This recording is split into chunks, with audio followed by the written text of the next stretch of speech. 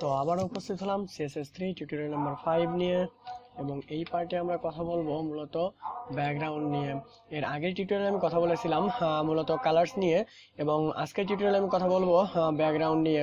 এবং এই ব্যাকগ্রাউন্ডটা সবচেয়ে গুরুত্বপূর্ণ ভূমিকা পালন করে প্রত্যেকটা ওয়েবসাইট। ব্যাকগ্রাউন্ডে আমরা কি ইউজ করতেছি এবং ব্যাকগ্রাউন্ড ইফেক্ট কীরকম হবে তার উপরে ডিপেন্ডেড। তো কালার্স যদি ওই টিউটোরিয়ালটা যদি না দেখে থাকেন তো অবশ্যই ওই টিউটোরিয়াল দেখে এই টিউটোরিয়ালে চলে আসবেন। তো ভিউয়ার্স, চলুন শুরু করা যাক আজকের টিউটোরিয়াল। তার আগে একটা কথা বলে নেই, আপনি যদি আমার চ্যানেলে নতুন হয়ে থাকেন তো অবশ্যই সাবস্ক্রাইব করুন এবং পাশে থাকা বেল বাটনটি অবশ্যই বাজিয়ে দিবেন। তো লেটস গো স্টার্ট ইট নাও। তো চলে যাবো আমরা আমাদের যে ফোল্ডারটাতে আমরা মূলত আমাদের যে ফাইলটাতে আমরা ডিজাইন করি সেই ফাইলটাতে চলে যাব। এখানে আমরা এই ফাইলের ভিতরে আমরা index.html এর যে ফাইলটা আছে সেটা ওপেন করব। তো ওপেন করার পরে আমরা এখানে আমাদের কাজগুলো শুরু করব। তো তারপরে আমাদের ওখানে CSS টা কানেক্টেড করা আছে, ইভেন এভাবে আমরা আমাদের কাজটা শুরু করব। তাহলে আমরা ফার্স্ট অফ অল আজকে কি ইউজ করতেছি, ব্যাকগ্রাউন্ড ইউজ করব। তো আমি মূলত এভাবেই দেখাচ্ছি যে ব্যাকগ্রাউন্ডটা কিভাবে ইউজ করে আজকে আমাদের 5 নম্বর টিউটোরিয়াল। তো এইভাবে মূলত আমরা আমাদের কাজটা করব।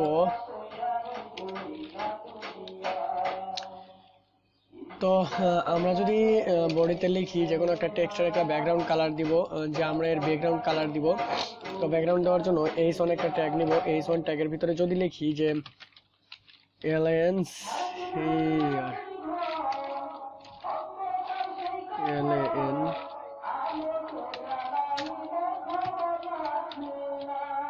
তো আমি যদি চাই যে এই টেক্সটটাকে ব্রাউজারে রান করানোর জন্য, তো অবশ্যই এখানে আমরা রান করাবো। তো রান করানোর পরে যে কাজটা আমরা করব, আসলে দেখবো আমাদের টেক্সটের কি অবস্থা। তো চলে আসছে ফ্রিল্যান্সার সবুজ, এর একটা ব্যাকগ্রাউন্ড কালার দিব। ওকে, তো ব্যাকগ্রাউন্ডে যদি আমরা কালার দিতে চাই তাহলে কি করতে হবে, অবশ্যই একে CSS দ্বারা কাজ করে নিতে হবে। তো CSS এর জন্য আমরা এখানে স্টাইল দিব। ওই স্টাইল দিয়ে এখানে বলবো h1 দিয়ে বলবো ব্যাকগ্রাউন্ড। এর ব্যাকগ্রাউন্ডটা আমরা কি দিতে যাচ্ছি, আসলে এর ব্যাকগ্রাউন্ডে যদি আমরা দিতে চাই যে ব্যাকগ্রাউন্ড কালার কি হবে, ব্যাকগ্রাউন্ড কালার হবে অরেঞ্জ। তো ব্যাকগ্রাউন্ড কালার হবে অরেঞ্জ, এটাই হচ্ছে আমাদের মূলত ব্যাকগ্রাউন্ডের কাজ। তো আমরা দেখুন ব্যাকগ্রাউন্ড কালার অরেঞ্জ হয়ে গেছে। তো এটাই মূলত আর ব্যাকগ্রাউন্ডের কাজ। তো এটাকে যদি আমি 3টে করি, 4টে করলাম, তো এখানে 4টেই চলে আসছে কি সুন্দর ভাবে, রাইট? এটাই হচ্ছে আমাদের মূলত ব্যাকগ্রাউন্ডের ইফেক্টস।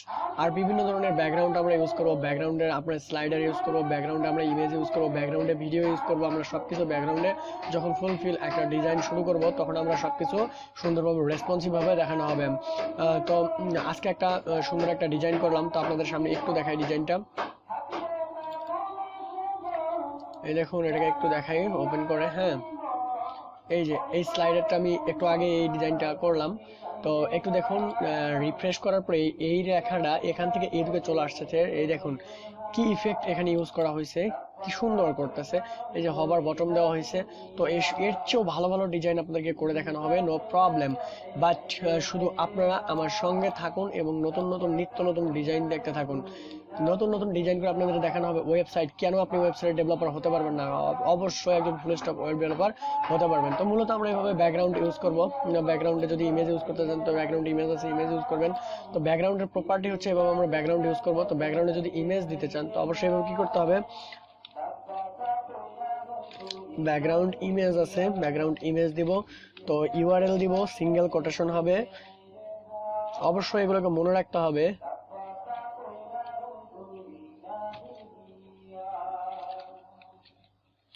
তো ইমেজ দিব, ইমেজ দেওয়ার পরে এখান থেকে কম্পিউটার থেকে একটা ইমেজ নিয়ে আসবো। তো ইমেজ নিয়ে সেটাকে লিঙ্কিং করে দেওয়া হবে। তো তারপরে একটা পিছনে ইমেজ চলে আসবে। এটা দেখুন কি হয়ে গেছে, ইমেজ আসছে, কিরকম হচ্ছে দেখা যাচ্ছে। তো এর উপরে আরো CSS এর প্রপার্টি গুলো ইউজ করা হবে। এই যে ইমেজ চলে আসছে, দেখছেন? তো এই যে কালারের একটা ইমেজ ছিল, এটা এই জন্য এটা চলে আসছে। তো আমি যদি এখানে ইমেজটাকে চেঞ্জ করে দেই তো অবশ্যই চেঞ্জ হয়ে যাবে। এই যে ইমেজটা চলে আসছে, আমরা এইভাবে ইমেজ ইউজ করব। তো ব্যাকগ্রাউন্ডে ইমেজ ইউজ করার জন্য আমরা যাব আমাদের ফোল্ডারে, যেখান থেকে আমি মূলত এটাকে ওপেন করে রাখছি, ওপেন করছি এখান থেকে।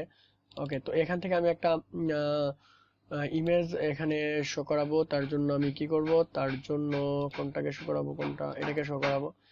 তো এটাকে যদি শো করাই, এটাকে শো করানোর জন্য অবশ্যই সবকিছু মিলে কন্ট্রোল সি দ্বারা কপি করে নিব, কপি করে নিয়ে এসে এখানে পেস্ট করব। এই যে আমাদের স্লাইড এটা চলে আসছে, নামটা অনেক বড় হয়ে গেছে, নামগুলো ছোট করে আমরা ইউজ করব। দেখুন কিরকম দেখা যাচ্ছে, একে সিএসএস এর অ্যাপ্লাই করলে এর পুরোটাই ঠিক হয়ে যাবে।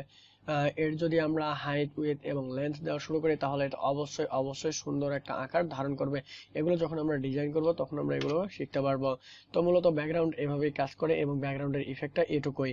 আমি আশা করতেছি যে ব্যাকগ্রাউন্ড নিয়ে কারো কোনো প্রবলেম থাকবে না। এই টিউটোরিয়ালটা দেখার পরে ব্যাকগ্রাউন্ড নিয়ে কারো কোনো প্রবলেম থাকারও কথা না।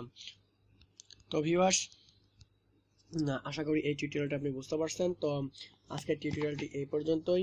নেক্সট টিউটোরিয়ালে আমরা কথা বলবো হচ্ছে বর্ডার্স নিয়ে। বর্ডার্সের পরে মার্জিন প্যাডিং, এগুলো সবচেয়ে গুরুত্বপূর্ণ ভূমিকা পালন করে। আমরা একটার পর একটা সবগুলো দেখতে থাকবো। তো ব্যাকগ্রাউন্ডটা আমরা দেখলাম আজকে, ব্যাকগ্রাউন্ড কিভাবে ইউজ করা হয়, ব্যাকগ্রাউন্ডের প্রপার্টি কি। তো ব্যাকগ্রাউন্ড লিখে ব্যাকগ্রাউন্ড কালার আছে, ব্যাকগ্রাউন্ড ইমেজ আছে, ব্যাকগ্রাউন্ডের সবকিছু আমরা ইউজ করব। তো ভিউয়ার্স, আজকের টিউটোরিয়াল এ পর্যন্তই। সবাই ভালো থাকবেন এবং অবশ্যই আমার